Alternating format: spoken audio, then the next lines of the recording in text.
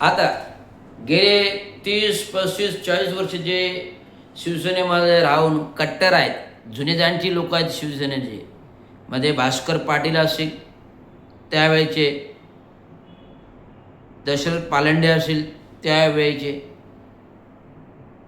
आनंद तरे होते त्यावेळेचे, नामचीन लोक होते,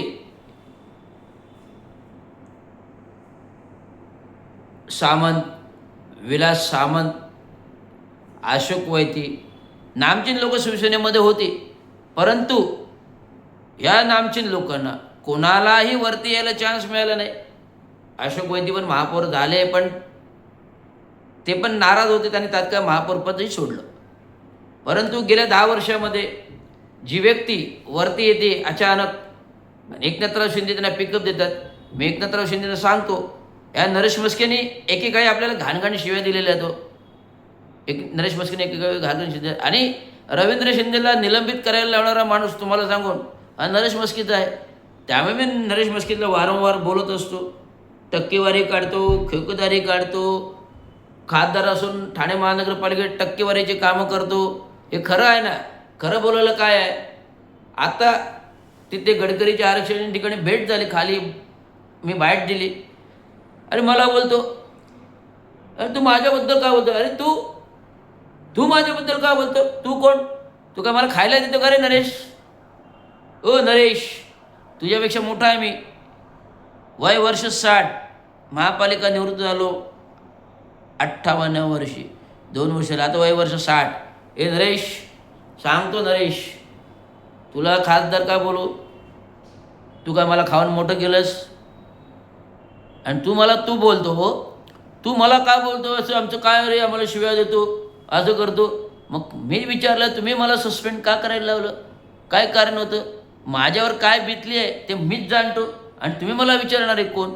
तरी मी आवारा तुरे न करता तुम्हाला बोलतो, तुम्ही करतो. अरे तुरे न करता तुम्ही खासदार म्हणून मान देतो. जर खासदार म्हणून माझ्या डोक्यावर बसत असेल तर ए नरेश, मी असंच बोलेल. ए नरेश, असंच बोलेल.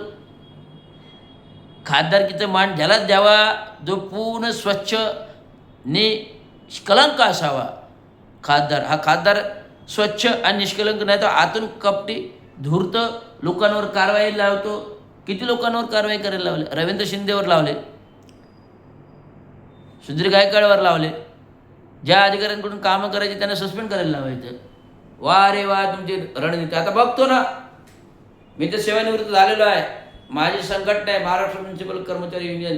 नाही भ्रष्टाचार एकेकाचा फोडून काढला तर नावाचा रवींद्र शिंदे नाही, ना एकेकाचा भ्रष्टाचार फोडून काढला तर नावाचा रवींद्र शिंदे नाही. आणि त्या भ्रष्टाचारामध्ये जर मला कोणी एखादा सापडला तर जेलमध्ये टाकलाच हवा. ज्या भ्रष्टाचारामध्ये जर कोणी मला एखादा सापडला तर जेलमध्ये हा रवींद्र शिंदे टाकणार. कारण संविधान रक्षक,